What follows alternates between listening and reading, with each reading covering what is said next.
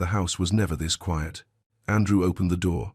No screaming, no crashing, no chaos. His sons were 5 years old. 17 nannies had quit. Nobody could handle them. But today, silence. He called their names. Nothing. Room by room, he searched. Kitchen empty, playroom empty. Then he opened the last door, and what he saw stopped his heart cold. Andrew Taylor wasn't supposed to be home. The London deal closed early. For the first time in 5 years, he said no to another meeting. He just wanted to go home. When he walked through the door that Tuesday afternoon, he expected war.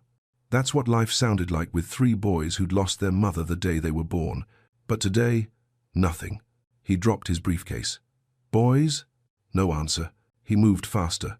Kitchen empty. Playroom empty. His chest got tight. One more room. He pushed open the nursery door and froze. Joshua, James, John, on their knees, hands folded. And beside them, Sarah Jackson, the maid from Atlanta doing something no nanny had ever tried. Andrew's legs gave out.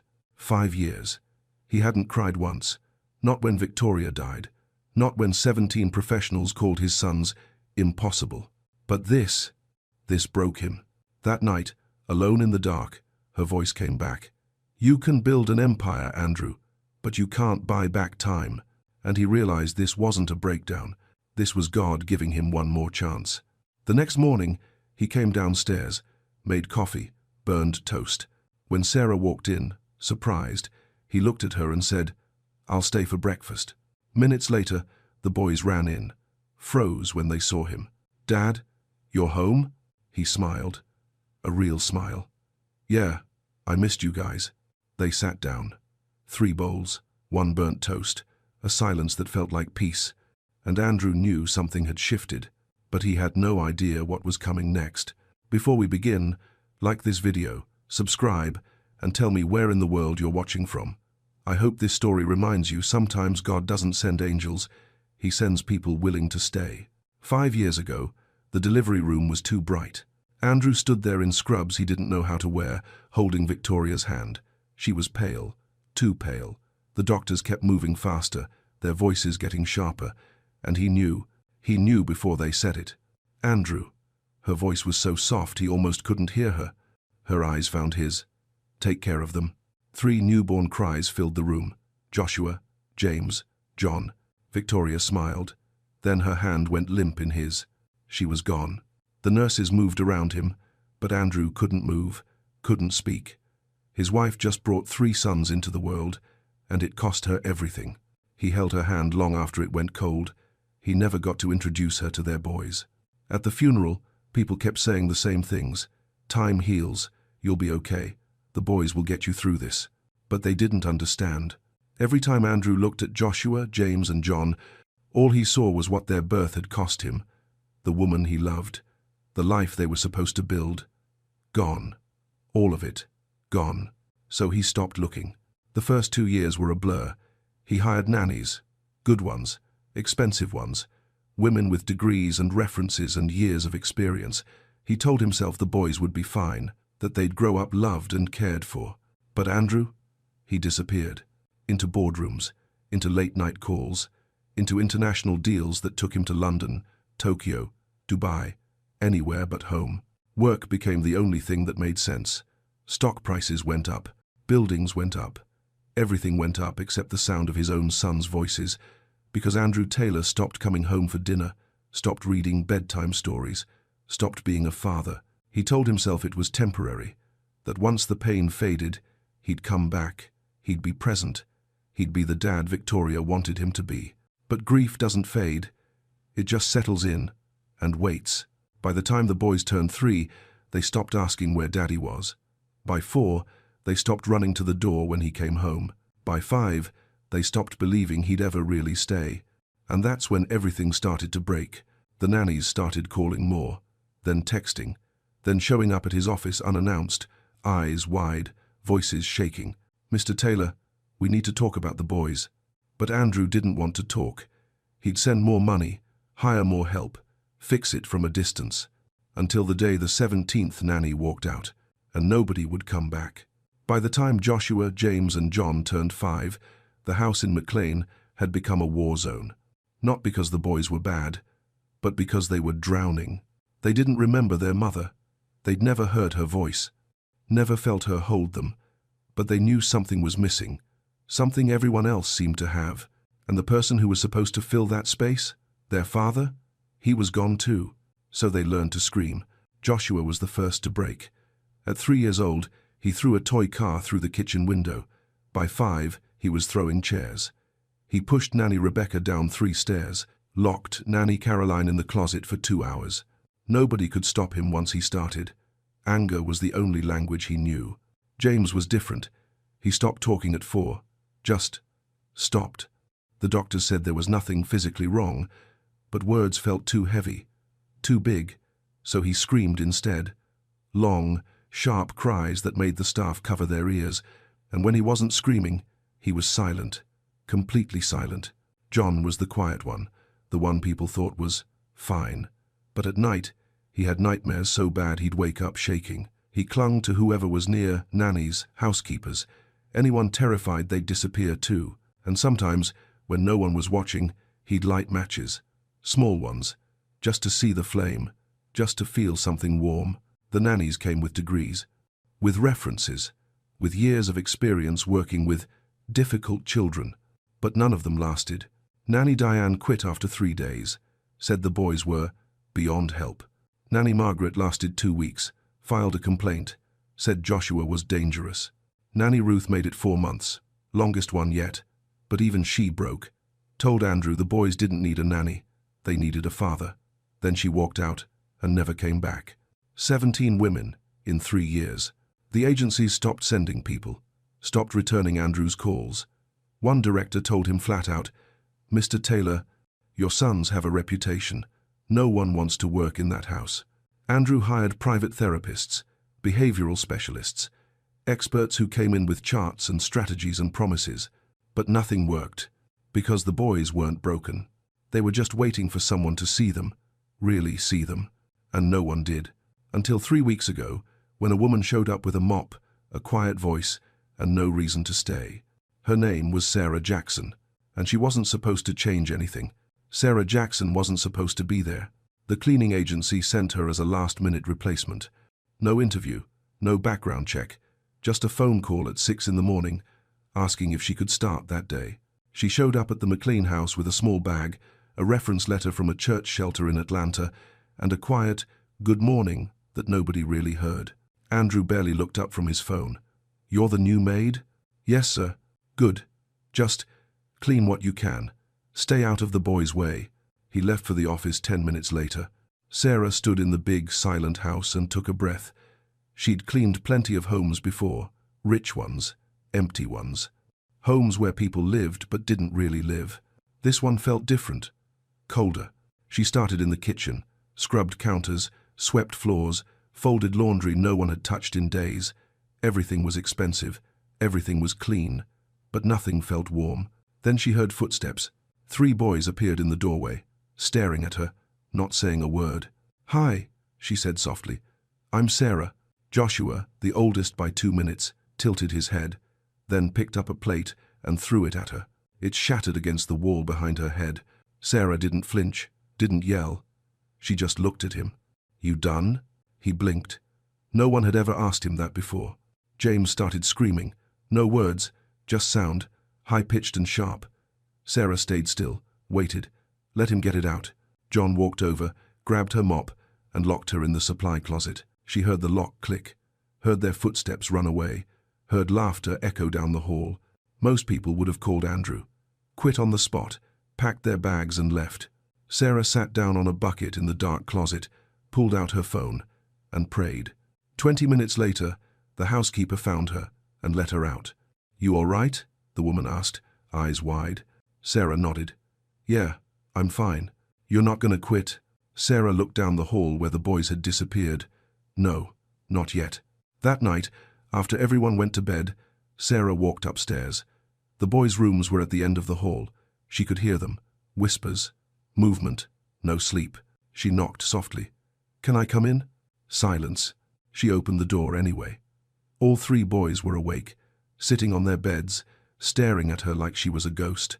Sarah didn't say anything at first. She just walked over, pulled their 3 beds together, sat down on the edge. "You can test me," she said quietly. "You can throw things, scream, lock me in closets. I get it." Joshua narrowed his eyes. "You're gonna leave. Everyone does." Sarah looked right at him. "I'm not everyone." James made a sound, not a scream, something softer, like he wanted to believe her but didn't know how. John climbed under his blanket and turned away. Sarah stayed there for a while, didn't force anything, didn't try to fix them, just sat, present, still. Then she started talking, told them a story about 3 baby birds who fell from their nest during a storm, how they were scared, how they didn't think anyone would find them, but someone did, someone stayed. By the end, Tommy had stopped fidgeting, James's breathing had slowed, and John, he'd turned around, listening. When Sarah stood to leave, Joshua spoke, voice small. "Are you coming back tomorrow?" She looked at him. "Yeah, I'll be here." "Promise?" "Promise." The next morning, Sarah found a small grey rock on her pillow, a smiley face drawn on it in red crayon. No note, but she knew. It was from John, and for the first time in 3 years, something in that house started to soften. But Sarah had no idea what was coming. The first week, Sarah learned their rhythms. Joshua got angry when things were too loud, so she started humming, soft, low, just background noise that somehow made him breathe slower. James drew when he couldn't speak. She found old sketch pads in the storage room, left them on the kitchen table with colored pencils, never said a word about it, just let them be there. John collected rocks. Every day, he'd bring her a new one, set it on the counter while she worked. She started giving him small jars, helped him label them. Found by the mailbox, from the backyard. He never said thank you, but he'd smile, just a little. The staff noticed, whispered to each other when Sarah walked by. "She's lasting longer than the others." But Sarah wasn't trying to last. She was just trying to see them. One afternoon, Joshua threw a chair. Not at anyone, just threw it, hard. Sarah didn't jump, didn't lecture. She walked over, sat on the floor beside him, and said, "That must have felt good." He stared at her. "What?" "Throwing it, getting it out, must have felt good." His face crumpled. "I don't know why I do it." "I know," she said softly. "Sometimes the hurt gets so big, it has to go somewhere." He didn't say anything, just sat down next to her, and for the first time, he didn't destroy anything else that day. At night, Sarah started sitting with them before bed. She didn't read books, didn't lecture, she just talked, quiet, easy, about nothing and everything. And sometimes, when the boys were really quiet, she'd close her eyes and pray, not loud, not showy, just a whisper. "God, thank you for today, for these boys, for second chances." They watched her, didn't join in, but they watched. Andrew came home twice that week, both times after the boys were asleep. He'd walk past their rooms, see the light off, and keep moving. Sarah saw him once in the hallway. "Mr. Taylor, the boys were asking about you today." He nodded, didn't look at her. "I'll try to be home earlier next week." But he wouldn't be, and they both knew it. By the 3rd week, the house felt different, softer. The boys still had hard days, still broke things, still screamed, but something was shifting. Sarah felt it. The boys felt it. But Andrew? He was in London, then Tokyo, then back to D.C. for another deal. He had no idea what was happening in his own home until the morning everything broke wide open. It happened on a Thursday morning. Sarah was in the kitchen, wiping down counters, when she heard the crash. Then another, then screaming. She dropped the rag and ran. The playroom was destroyed, toys everywhere. A lamp shattered on the floor. Joshua was throwing books at the wall.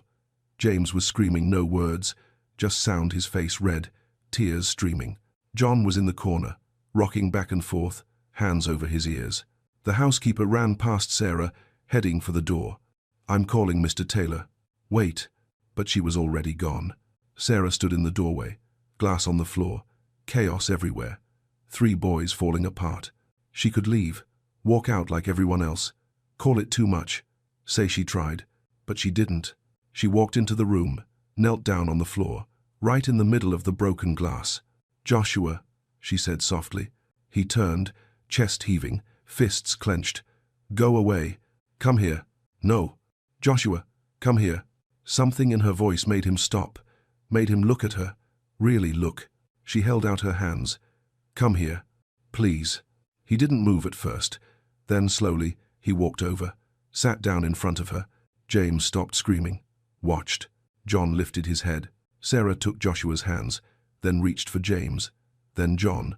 All three of them, sitting in a circle on the floor, surrounded by broken things. "Close your eyes," she whispered. They didn't understand, but they did it anyway. Sarah bowed her head. "God, we're really angry right now. We're scared. We don't understand why things hurt so much." Joshua's breath hitched. "But we're here, and you're here, and that's enough."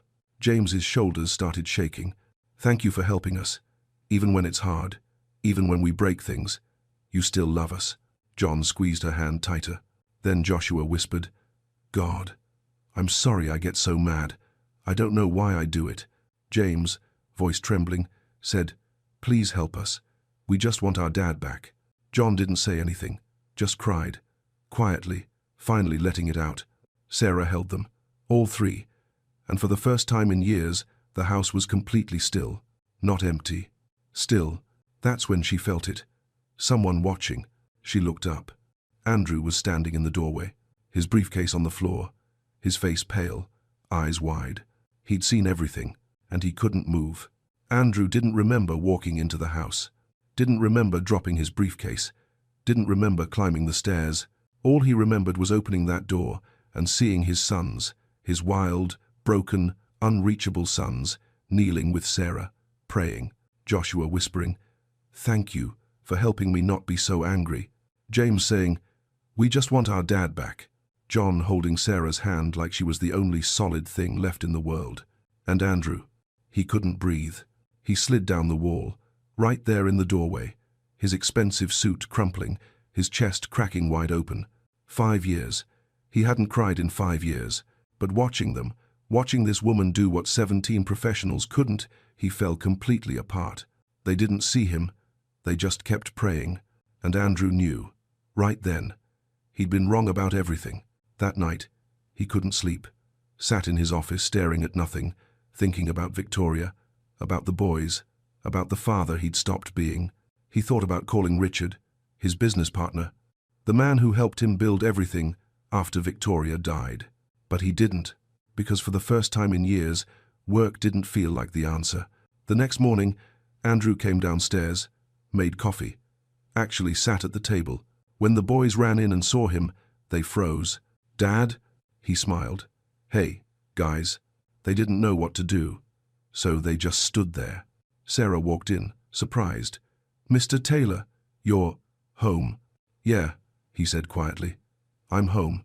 It felt like a beginning, but 2 days later, Richard Hale showed up, unannounced. Andrew was in his home office when Richard walked in. No knock, no warning. His face was tight. "We need to talk." Andrew looked up. "About what?" Richard pulled out his phone, showed him a photo. Sarah, kneeling with the boys, praying. "About this." Andrew's jaw tightened. "Where did you get that?" "Doesn't matter."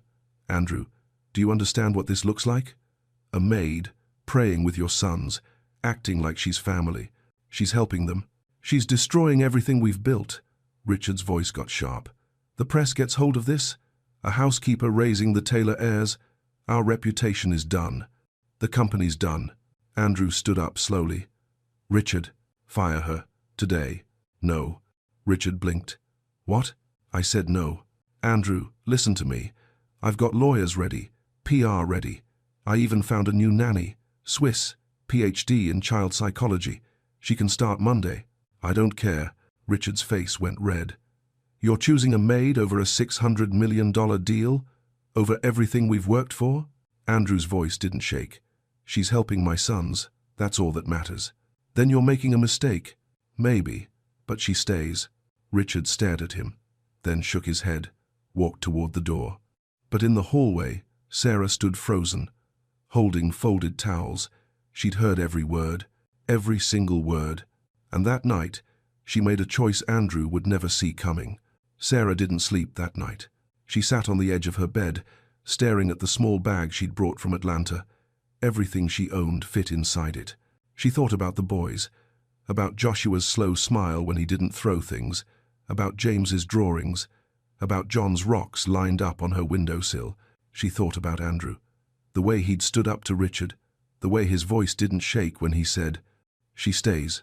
But she also heard Richard's words, "You're destroying everything we've built," and she knew what that meant. If she stayed, Andrew would lose his company, his reputation, everything he'd worked for since Victoria died. And the boys.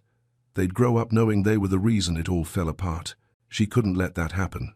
At 4 a.m, Sarah pulled out a piece of paper, wrote slowly, carefully, "Mr. Taylor, they don't need me. They need their father. I was just here to show them they're worth staying for. I'm sorry I couldn't be both. Sarah." She folded it, left it on his desk, then quietly walked out the front door. The early morning bus to Atlanta left at 5. She didn't look back. When the sun came up, Joshua was the first one awake. He ran to Sarah's room like he did every morning, knocked on the door. "Sarah?" "Nothing." He pushed it open. The bed was made. Her bag was gone. The jars of rocks she'd given John gone. His chest got tight. "Sarah?" James came running, saw the empty room, started breathing fast. John walked in last, looked at the windowsill where his rocks used to be. His face went white. "Where is she?" Joshua's voice cracked. They searched the whole house, every room, every closet, screaming her name. Then they found Andrew, sitting in his office, holding a piece of paper. Joshua ran in. "Dad, where's Sarah?" Andrew looked up. His face was pale, eyes red. "She's gone." "What?" James's voice was barely a whisper. "She left." Joshua's face went red. "No, no," she promised. She promised she wouldn't leave. He grabbed the desk, threw a chair. "Where is she?" James started screaming. That sound, that awful sound they hadn't heard in weeks. John collapsed on the floor, rocking, whispering over and over, "She promised, she promised, she promised." Andrew watched his sons fall apart, watched everything Sarah had built crumble in seconds, and something inside him snapped. He stood up, grabbed his phone. "Get the jet ready, now." His assistant's voice was confused. "Sir, fuel it. Meet me at Dulles in 30 minutes. He hung up, looked at the boys. "Get dressed, all of you." Joshua looked up, tears streaming. "Why?" Andrew's voice didn't shake. "Because we're going to Atlanta." "What?" "We're bringing her home." 20 minutes later, they were in the car. Joshua, James, and John in the back seat. Andrew driving too fast. Nobody spoke. When they pulled up to Dulles, Andrew's pilot was already waiting on the tarmac. "Sir, we're fueled and ready." "Good. Let's go." They were halfway up the jet stairs when Andrew heard a voice behind him. "Andrew." "Wait." He turned. Richard Hale stood at the bottom of the steps, out of breath, face pale. Andrew's jaw tightened. "Richard, I don't have time." "I know." Richard's voice cracked. "I know. Just listen. Please." Andrew stopped. The boys watched from inside the plane. Richard looked down, hands shaking. "I had a daughter once." Andrew blinked. "What?" "Emma. She's 28 now. Lives in Seattle." Richard's voice broke. "She stopped calling me 5 years ago. Stopped texting. Stopped trying." "Richard, I chose the company over her. Every single time." His eyes were red. "Every birthday. Every graduation. Every time she needed me, I was in a meeting. Closing a deal. Building something that didn't matter." Andrew didn't move. "She got married last year." Richard wiped his eyes. "I wasn't invited. Didn't even know until I saw the photos online." The silence was heavy. Richard looked up at the boys, then back at Andrew. "Don't make my mistake. Don't lose them because you're afraid of what people think." He took a breath. "Go get her." Andrew's throat tightened. He nodded once. "Thank you." Richard stepped back, watched as the jet door closed, watched as it pulled away. For the first time in 30 years, Richard Hale stood alone on a tarmac and cried. Inside the plane, the boys were quiet. Joshua held a crumpled drawing. James clutched a rock. John stared out the window, whispering, "Please let her be there, please." Andrew looked at them. His sons. The ones he'd been too afraid to love. "She'll be there," he said quietly. "And we're not leaving without her."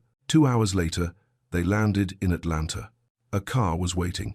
Andrew gave the driver one address: Auburn Avenue, the old brick church. Joshua sat forward. "How do you know she's there?" Andrew looked out the window. "Because that's where people go when they need to pray." 15 minutes later, the car stopped. Small brick building, wooden doors, quiet street. Andrew stepped out. The boys followed. He pushed the door open slowly, and there she was, kneeling at the front, alone, head bowed, praying through her tears. She didn't hear them at first. Then Joshua's voice shattered the silence. "Sarah." Sarah's head lifted. She turned, eyes wide, disbelief flooding her face. And then they ran. Joshua, James, John, all three crashing into her arms, holding on like she was the only thing keeping them from falling apart. "You left," Joshua sobbed into her shoulder. "You promised." "I'm sorry. I'm so sorry." James couldn't speak, just cried, held her tighter. John whispered, "I thought you weren't coming back." Sarah pulled them closer. "I'm here. I'm right here." Andrew stood at the back of the church, watching, throat tight. Then he walked forward, slowly, each step heavier than the last. Sarah looked up, saw him, her eyes filled with tears. He stopped a few feet away, knelt down. "I let you go," he said, voice breaking. "I told Richard no, but I didn't fight hard enough. I didn't tell you." He swallowed hard. "I didn't tell you that we need you, that I need you." Sarah's breath caught. "I haven't been a father to them," Andrew continued. "I've been a ghost, running from everything that hurt. But you showed me what love actually looks like. You showed them they matter." His voice cracked. "Please, come home, not as the maid, as family." The boys held their breath. Sarah wiped her eyes, looked at Joshua, at James, at John. Then she looked at Andrew. "Yes," she whispered, "I'll come home." Andrew exhaled, relief washing over him like a wave. Joshua smiled through his tears. James let out a breath he'd been holding for days. John reached for Sarah's hand and didn't let go. They sat there in that quiet church, 4 broken people, learning what it meant to be whole again. 3 months later, the McLean house felt different, warmer, alive. Andrew came home for dinner every night, sometimes early. The boys still had hard days, still broke things sometimes, but they were healing. One evening, Andrew gathered them in the living room. Sarah sat on the couch, confused. He knelt in front of her, the boys beside him. "You didn't just teach them to pray," Andrew said quietly. "You taught me how to be present, how to stay, how to choose love over fear." He pulled 3 small envelopes from his pocket, handed them to the boys. "They wanted to ask you themselves." Joshua, James, and John each gave her a letter. Inside, crayon drawings, the 4 of them holding hands. And in wobbly handwriting, the same question: "Will you stay forever?" Sarah's hands trembled. Tears fell. "Yes," she whispered. "Yes, I'll stay." Andrew took her hand. "Then stay. Help me raise them. Help me build a home again. Not as the help, as the heart of this family." She nodded. "I will." And for the first time in 5 years, Andrew Taylor stepped fully into fatherhood. Not perfect, but present. Not because someone forced him, but because someone loved his sons enough to show him the way back. And sometimes, that's all grace is. Showing up, staying, and letting love do what money never could. He thought he was surprising his sons. Just a quick visit, a quiet moment. But when he walked into that classroom, he saw something he wasn't ready for. His twin boys were already standing beside someone else. Not a teacher, not family. The maid. She was holding their Mother's Day card, and the way they looked at her changed everything. He had no idea they invited her. And what happened next? He never told anyone. Until now. It wasn't planned. There was no conversation. No hint. Just a moment that changed what he thought he knew. Jonathan Scott was never the forgetful type, especially not today. Mother's Day. His wife, Margaret, died giving birth to the twins. And for 7 years, he did everything he could to make sure they didn't feel that hole too deeply. This year he cleared his meetings, put on the tie she gave him, showed up early at St. Edmund's, a school where image matters and grief is kept polite. He didn't tell the boys he was coming. He just wanted to be there, to surprise them, to make the day easier. But when he stepped into the classroom, everything stopped. Laughter, voices, movement, all of it paused. Because there they were, his sons, not looking for him, not holding space beside an empty chair, but standing beside her. Evelyn James, the maid, 28, hired after Margaret's death. She was dressed in something soft, no apron, no clipboard, just a blue dress she probably saved for something else, and in her hand, a red paper heart, their Mother's Day card. Jonathan stood frozen. Because the truth hit harder than he expected. They didn't ask him to come. They didn't ask permission. They didn't wait. They chose her. And whatever this moment was, it wasn't a mistake.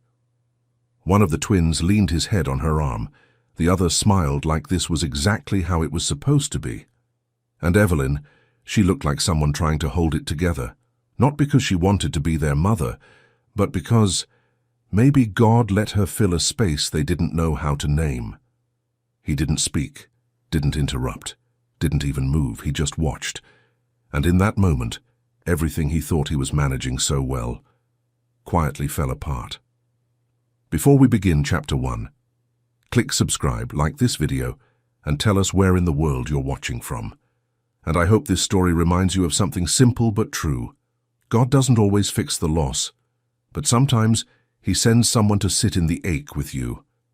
And that kind of love, it's never just coincidence. It started with a red paper heart. Not the kind sold in stores, not the perfect kind. The kind a 7-year-old cuts slowly, jagged edges, smudged crayon, bent down the middle from too many folds. In Mrs. Ellison's Year 1 class, the desks were covered in glitter dust and glue sticks, the windows fogged with the breath of children laughing too loud. Everywhere, kids were whispering about Sunday brunch and perfume gifts. They compared cards and asked each other what color their mums would wear. At the back table, John and Kevin Scott worked in silence. Same posture, same serious faces, identical red blazers buttoned to the top. They didn't giggle, they didn't rush, they just folded, carefully. They knew they were supposed to feel something today, but feelings had become tricky in their house. They came in sudden waves, or not at all. Mrs. Ellison passed by and placed a hand gently on Kevin's back. "You boys doing okay?" John gave the smallest nod.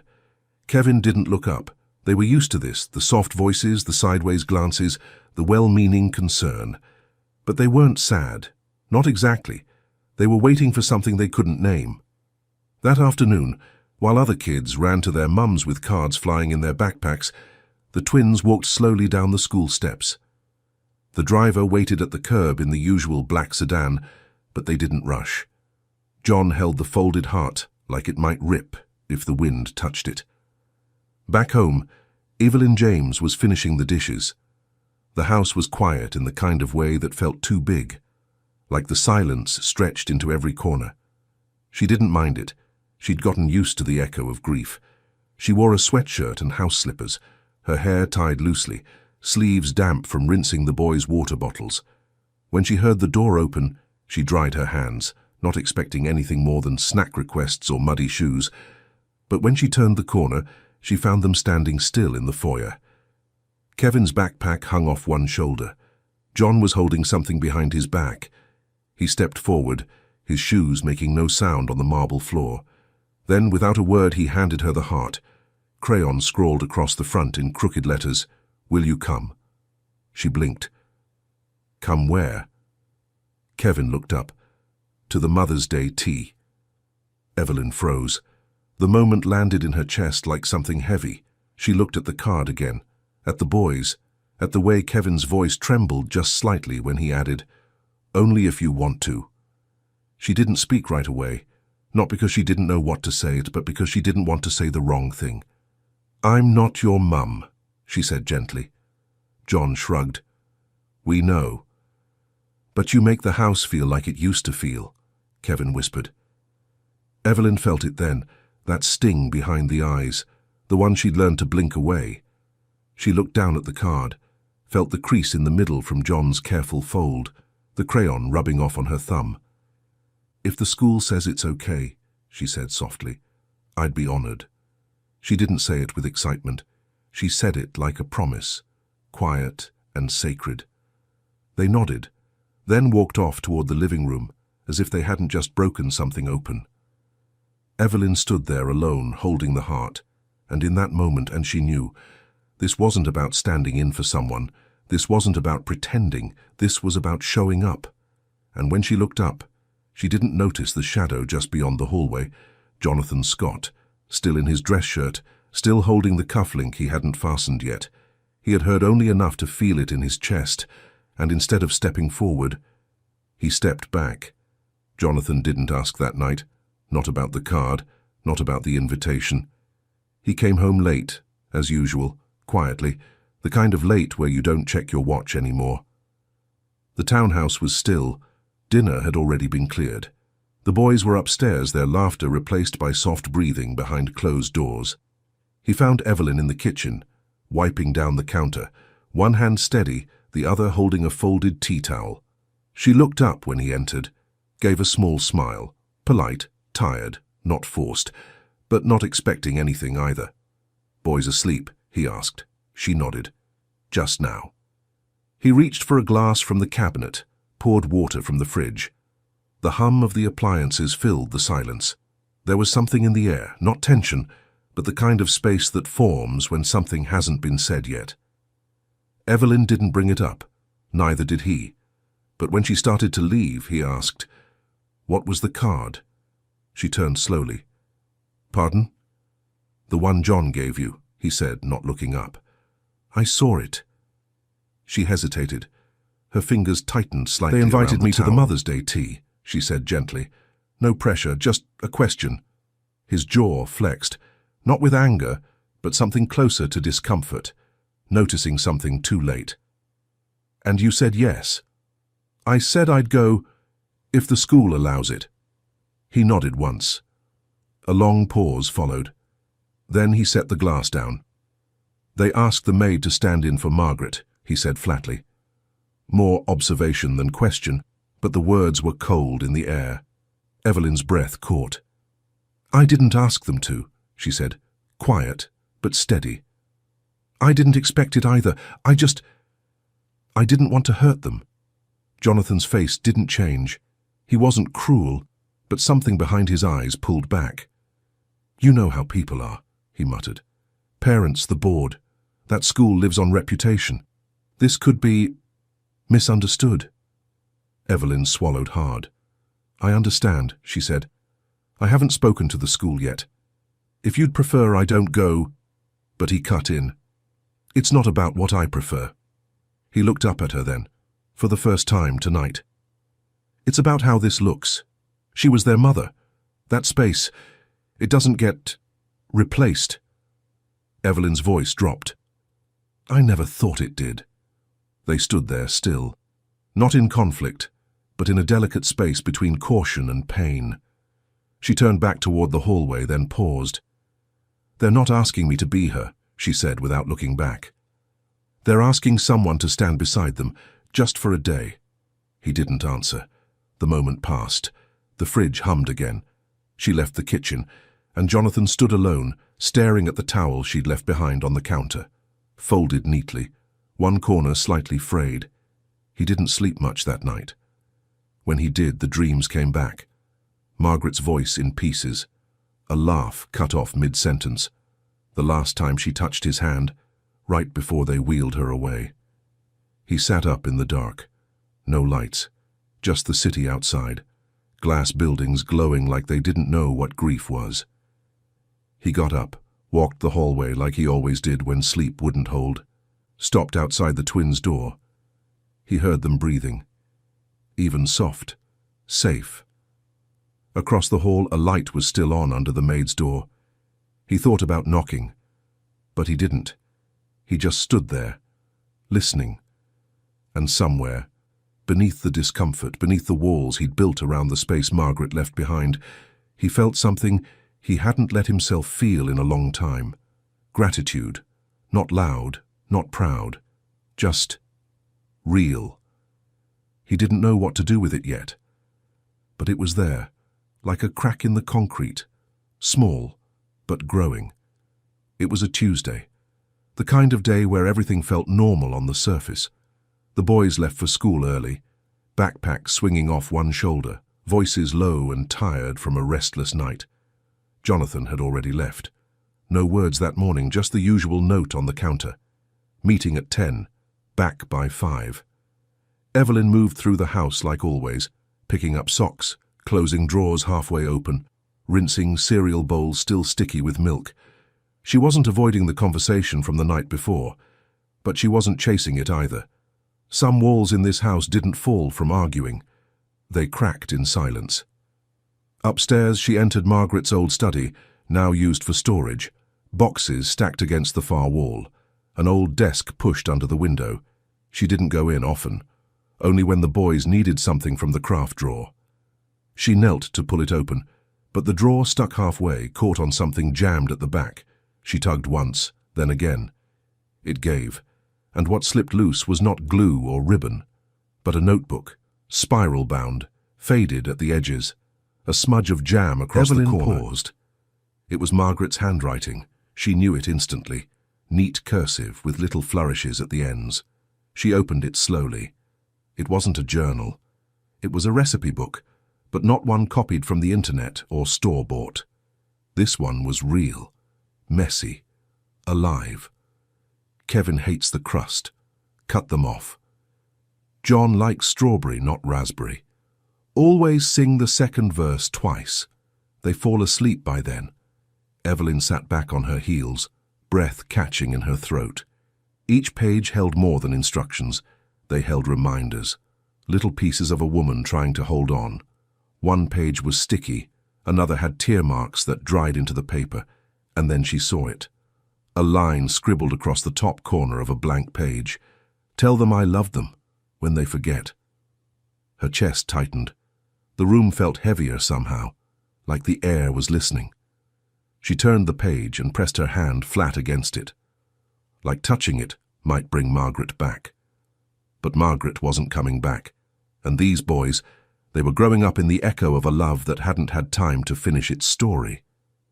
Evelyn closed the book gently, sat with it in her lap. She didn't cry, not yet. Instead, she placed it on the counter downstairs, and that night she made their toast with no crust, strawberry jam, not raspberry. She hummed a tune she didn't know she knew until they started yawning at the exact moment she thought they would. At bedtime, she smoothed their blankets and kissed the tops of their heads. Neither boy asked where she learned those things. They just leaned into her hands and whispered, "Good night." And as she closed the door behind her, something shifted. Not loud, not dramatic, but felt, like grief stretching just enough to make space for someone else to stand beside it. Later that evening, Jonathan came home early, earlier than usual. He loosened his tie as he walked in, pausing when he saw the recipe book on the kitchen counter.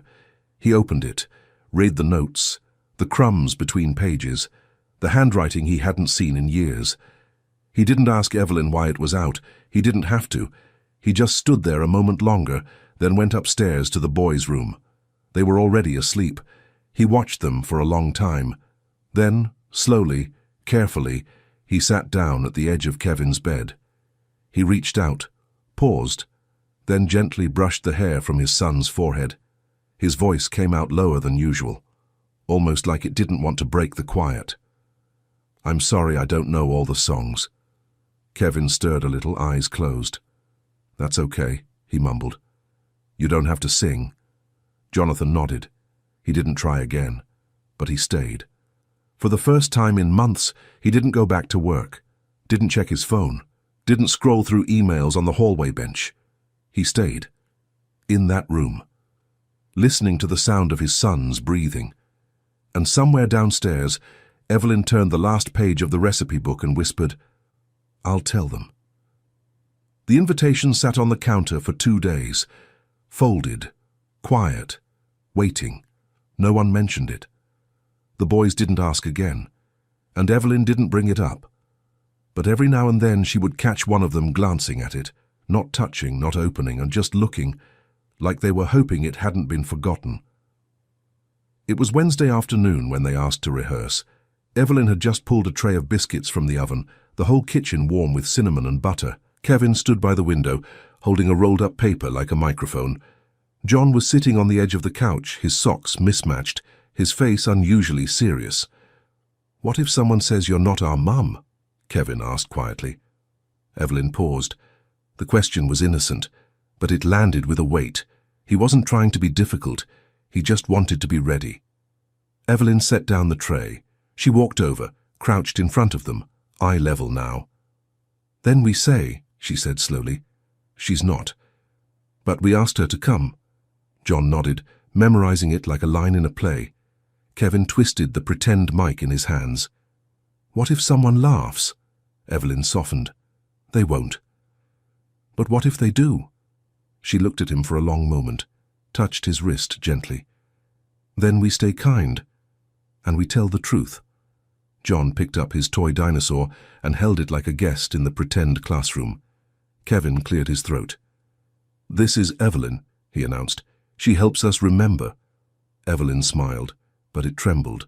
They practiced again, this time with silly voices. John made one of the dinosaurs a teacher with a funny accent.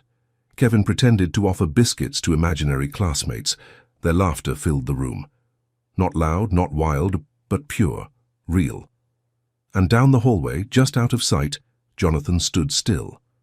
He'd come down the stairs for coffee, phone in hand, but the sound of Kevin's voice had stopped him mid-step. He didn't mean to listen, but he didn't move. He heard everything. "This is Evelyn. She helps us remember." And Evelyn's reply, "I'm not your mum. Just someone who loves you enough to stand where it hurts." He leaned against the wall, and for a moment he didn't feel like the head of the house, or the man who built a billion-dollar company. He felt like someone who had no idea how to rebuild what was gone. The laughter died down eventually. The boys ran upstairs. Evelyn stayed behind, folding their little blazers, brushing crumbs from the couch. She didn't know he'd been there. Later that evening, as she was wiping the kitchen table, Jonathan walked in. He looked tired. Not in the way sleep fixes, but the kind of tired that starts in the soul. He nodded toward the counter. "The school still hasn't called." Evelyn straightened slightly. "I can follow up in the morning." He hesitated. "If it gets approved," he said slowly, "you'll need something proper to wear. It's a formal event." Evelyn's hand stilled. She wasn't sure if it was permission or warning. "Of course," she said softly. "I have something." Another pause. The air between them was full, not of anger, but of things neither of them knew how to name. He looked down at the floor, then at the card still sitting on the counter. "They really want you there," he said quietly. Evelyn nodded. "They do." He rubbed the back of his neck, glanced once toward the staircase. "I don't want them to feel confused." "They're not," she replied. "Not about this." He looked at her, really looked this time. She wasn't trying to take anything. That was clear now. She was just there, still standing, still gentle, still saying yes to something that wasn't hers to carry, but she carried it anyway. Jonathan gave a small nod, then left the room. She didn't follow, didn't press. She just stood in the quiet, hands resting on the chair backs, eyes soft with something unspoken. And behind her, the folded card still sat on the counter, unopened, but not forgotten. The morning of the tea arrived grey and quiet. A soft drizzle misted the windows, the kind London kind, not enough to need an umbrella, just enough to blur the glass. The twins were ready before anyone asked them to be. John buttoned Kevin's blazer. Kevin fixed John's hair. They didn't speak much, not out of sadness, but focus. Today mattered, not because it was Mother's Day, but because she said yes. Evelyn stood at the bedroom mirror in a powder blue dress she hadn't worn since her cousin's wedding. It wasn't new, but it felt new today. She kept her hair loose, simple, pressed down the nerves in her chest with soft, steady hands. Downstairs, the twins waited by the door, polished shoes tapping the floor in uneven rhythm. When she stepped into the foyer, they both looked up. Their smiles were small, but full. Kevin held out a tiny flower, pulled from the garden that morning. John held the card, the same one, still folded, still creased. "You look like a memory," John said quietly. Evelyn blinked. She didn't ask what he meant. She didn't have to. The driver opened the door without comment. They rode in silence. Not heavy silence, the kind that holds something sacred. At St. Edmund's, the reception hall buzzed with light chatter. Linen tablecloths, paper crafts, mums in heels and soft perfume. The room was warm but tight, every seat claimed, every glance loaded with unspoken comparisons. When Evelyn stepped in hand with the twins, the room noticed, not with shouting, but with stillness. Some eyes turned, some lips pressed together, others just stared. She felt it, not in her skin, but in her breath. But she didn't stop walking. Neither did they. The teacher smiled warmly. "Kevin, John, we're so happy to have your guest." Guest. Not mother, not mistake. Guest. It was enough. They found their table. The boys climbed into their seats, placing the card carefully in the center. Evelyn smoothed her dress, sat down, folded her hands. She could feel it again, the weight of being seen in a room where she was never meant to belong, not by title, not by dress code, not by the invisible lines that divide people like her from people like them. And then, the door opened. Jonathan stepped in, not rushed, not late, just unannounced. He hadn't said he was coming, not to her, not to the boys. He wore a dark suit, tie slightly askew, eyes already scanning the room before the door had even closed behind him. And when he saw them, the twins and Evelyn at the far table, he stopped, mid-step. Everything slowed.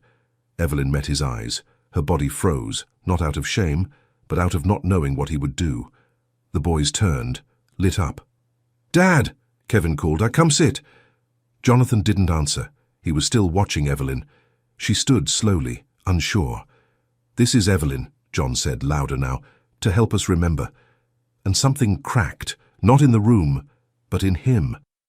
The air didn't shift, the music didn't change, but he did. Jonathan stepped forward, walked to the table.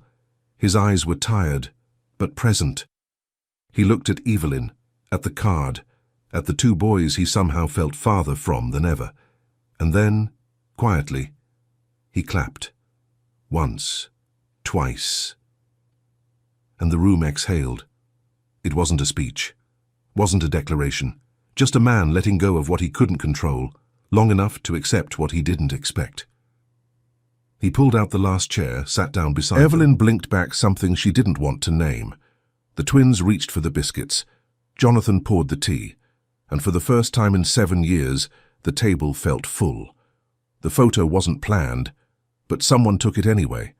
A parent, maybe 2 tables over, captured the moment just after Jonathan sat down. The twin boys in blazers, Evelyn in powder blue, a paper heart on the table, and a billionaire father quietly clapping. It wasn't posed, it wasn't dramatic, but it said enough. And by evening the image was already circulating, first in the school's private parent group, then quietly shared, then forwarded, and then judged. Evelyn didn't know about it that night. She was in the kitchen humming faintly as she wiped down the counter. The boys were upstairs arguing about which dinosaur got the top bunk. Jonathan was in the study, scrolling through emails that felt colder than usual. It wasn't until he opened a message from a board member, short, clipped, that the headline stopped him. Billionaire brings Maid to Mother's Day event. Touching or troubling? He froze. Below it, the photo. Slightly blurred, but clear enough to recognize her, them, him. He kept reading. Sweet or staged? What boundaries exist between help and home? Children deserve structure, not confusion. And then from someone he once considered a friend. This feels performative. Jonathan closed the laptop, stared at the blank wall across the room. He felt the rise of something in his chest, not rage, not shame, something quieter, more dangerous. Doubt. Downstairs, Evelyn hadn't noticed the silence yet. She was still riding the soft high of the day, the way the boys beamed when he walked in, the sound of their laughter clinking against teacups, the surprise of Jonathan's chair pulling out, his presence, not forced, just real.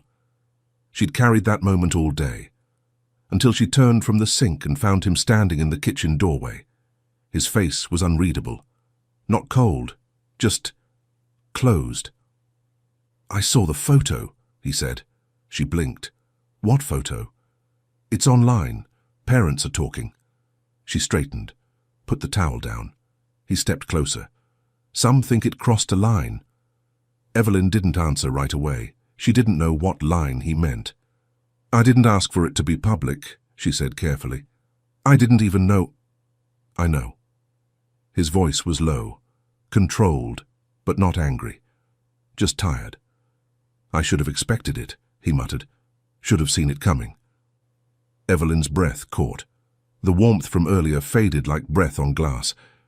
"I was only there because they asked me." Her voice broke slightly. "I didn't go to be seen. I went to show up."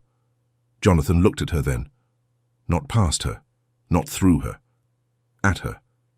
"I know," he said. And yet, the silence that followed, it felt like distance. Later, in her room, Evelyn sat on the edge of her bed. The dress hung neatly on the closet door.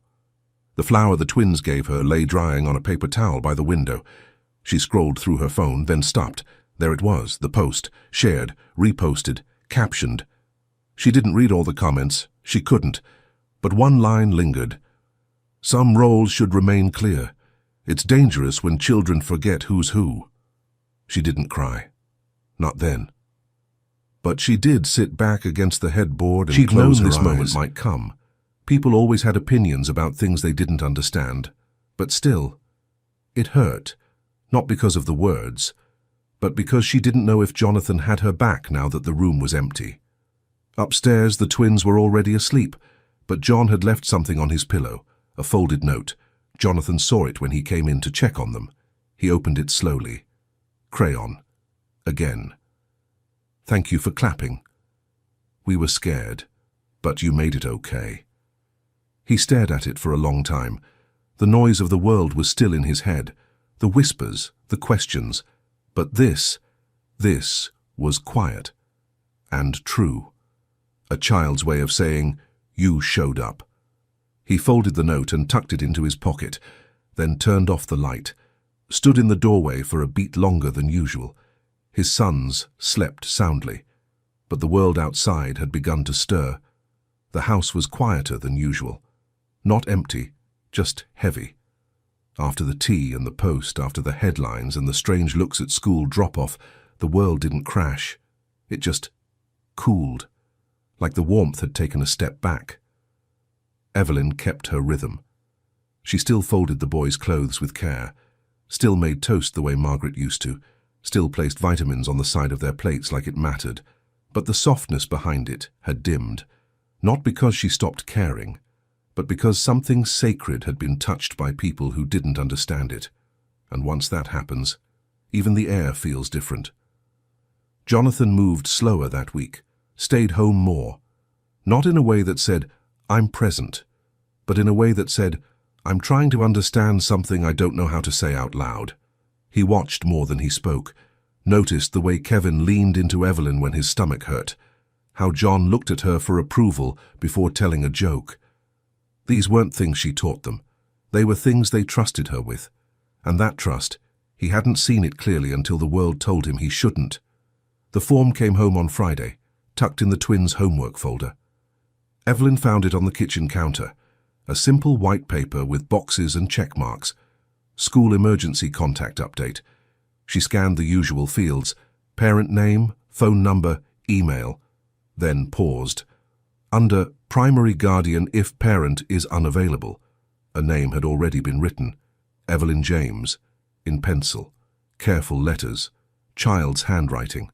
The boys hadn't asked, they didn't tell her, they just wrote it, because in their eyes it made sense. When things went wrong, when something hurt, she was the one they called. She stood at the counter, the form still in her hand, staring at her name as if it didn't belong there, but also couldn't be erased. Not because of ego, but because of love. The real kind. Quiet, steady, uninvited, but never unwanted. When Jonathan came downstairs, she almost didn't show him. But something in her said, "Don't hide this." So she placed it on the counter, not dramatic, not folded, and stepped back. He entered the room, rubbing sleep from his eyes, one hand still buttoning his cuff. Saw the paper, picked it up. His eyes scanned quickly, then stopped. Evelyn didn't speak, just waited. He looked at the penciled name, the small letters, the soft mark his sons had made. He said nothing, just stood there, holding the form, the morning sun bleeding in through the window, dust catching in the light like floating threads. Finally, he spoke, but it wasn't what she expected. "She's who they call when they're scared." His voice was quiet, almost unsure. Evelyn met his eyes, said nothing, just nodded. Once, no defense, no explanation. He turned back to the form, looked at the line again, then reached for a pen. No rush, just a steady signature next to her name. Jonathan Scott. The ink pressed into the paper. Permanent, final. Not adoption, not a title, but something else. Permission, for love to stretch, for grief to share its weight, for family to mean more than biology or blood.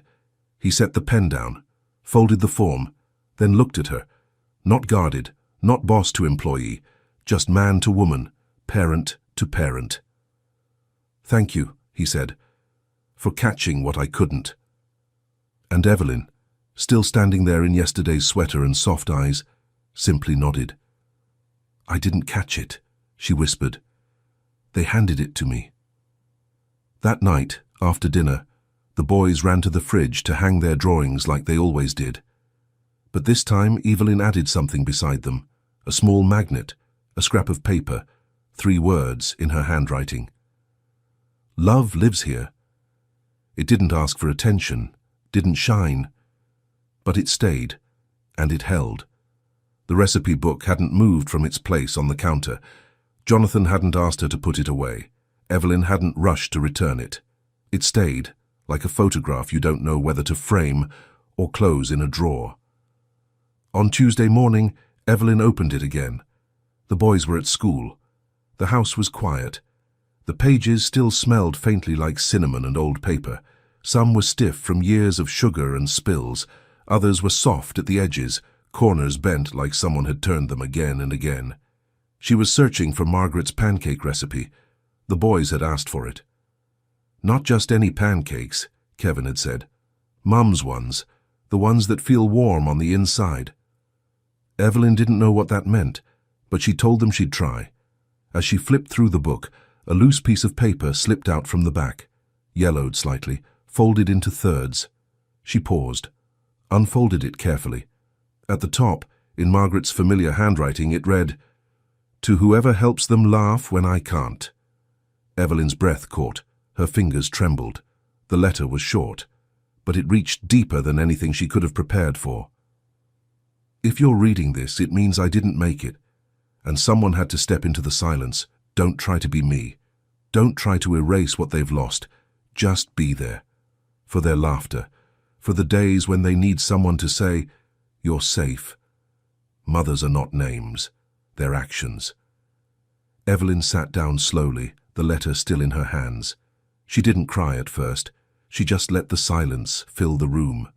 It felt like Margaret had been here the whole time, not haunting, not watching, just trusting. And somehow, Evelyn had walked into that trust without even knowing it. She read the letter again, then a third time, and when the tears finally came, they were quiet, not from guilt, not from grief, but from the overwhelming weight of permission to stay, to love, to belong, not because she earned it, but because Margaret made room for her. That evening, Evelyn taped the letter to the fridge, tucked in behind the boys' drawings and the lunch menu. Not on display, but not hidden. Jonathan noticed it as soon as he walked in. The kitchen smelled like vanilla and something warm, The boys were dancing around the island, laughing, cheeks flushed, and there it was, the letter. He stepped closer, read it once, didn't speak. Evelyn watched from across the room, heart in her throat. She didn't know if it was okay, if she'd crossed a line. But when he turned, his eyes were soft, no defense, no confusion, just stillness. "She really wrote that?" he asked. Evelyn nodded. "I found it in the back of the recipe book." He looked at the letter again, ran a hand through his hair. "She knew," he whispered. "Even back then. She knew someone else would have to finish what she started." Evelyn said nothing, just let the moment breathe. The boys laughed in the background, the sound of socks sliding on tile, a spoon clattering into the sink. Jonathan stepped back, sat at the kitchen table, watched them.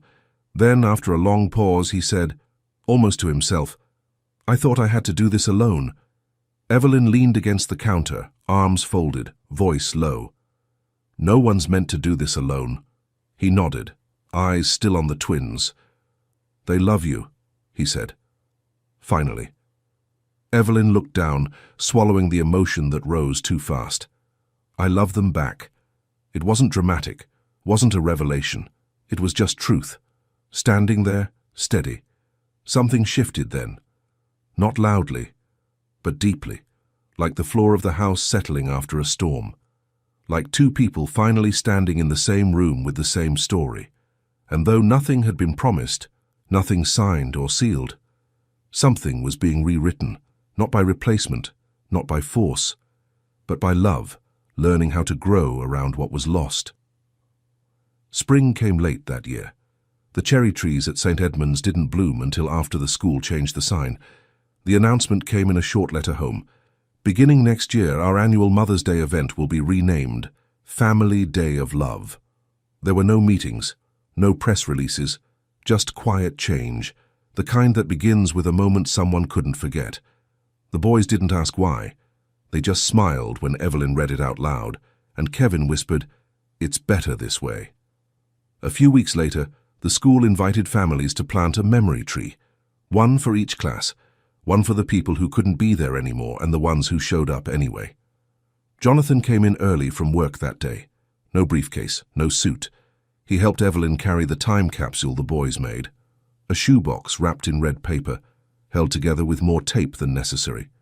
Inside, a drawing of their mother, a copy of the paper heart, a recipe card for Margaret's pancakes, jam stains and all, and a photo of the three of them at the tea, the one where Evelyn's eyes were just starting to water, and Jonathan's hand rested gently on the back of her chair.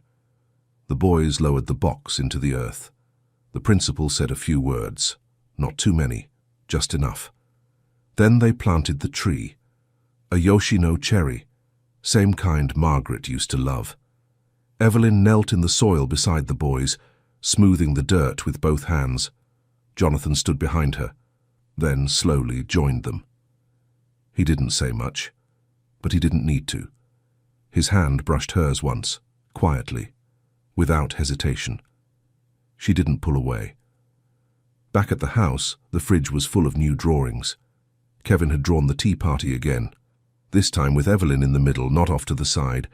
John had drawn the tree, pink blossoms falling like confetti, a small red heart buried under the roots. The letter from Margaret stayed taped above them, still a little wrinkled, still holding. Some nights Evelyn would reread it when no one was around, not because she needed the words again, but because they reminded her she wasn't borrowing this life. She'd been invited into it. One night, weeks after the tree was planted, Jonathan walked into the kitchen after the boys had gone to bed. Evelyn was at the sink, rinsing mugs, her sleeves rolled, hair loose, tired in that familiar way. He leaned against the counter. "I kept thinking someone else would come," he said quietly. Evelyn looked up. "Someone else?" "A person who made it all make sense, who had the right answers, the right title." He paused. "I thought I was waiting for Margaret, or someone like her, but she's not coming back." Evelyn didn't speak, just listened. Jonathan looked at her, not just at her presence, but her place. She was everything, he said. And I thought if I held on tight enough, maybe I could be both parents, but I can't. And maybe I was never supposed to. Evelyn wiped her hands on the towel, stepped closer, her voice barely above a whisper. You don't have to be everything. She paused. You just have to be here. Jonathan nodded, looked down for a moment. Then, carefully, reached into his pocket. He pulled out something folded, the boy's note, from the night of the tea. Thank you for clapping. We were scared, but you made it okay. He unfolded it again, set it gently on the counter between them. I don't know what we are, he said, or where this goes, but I know. You make it okay. Evelyn looked at the note, then at him, not with answers, but with peace. And maybe that was enough. The next morning the twins woke to something new on the fridge, not a recipe, not a schedule, just a note in Evelyn's handwriting. Love lives here always. And beside it, in Jonathan's, and it's welcome to stay. If this story stirred something in you, if it reminded you of someone you lost, someone who stayed, or someone who quietly showed up when they didn't have to, then maybe you understand now. Love isn't about replacing what's gone, it's about choosing to remain, even when you weren't expected. Here at Elevated Heart Stories, we tell the kind of stories that live where words fall short, the ones that reach into silence and come back with something real. So if this story meant something to you, don't just click away. Subscribe, like, share it with someone who needs to know they're not alone, and tell us, where in the world are you watching from? Because from wherever you are, if your heart is open, you belong here. This is Elevated Heart Stories.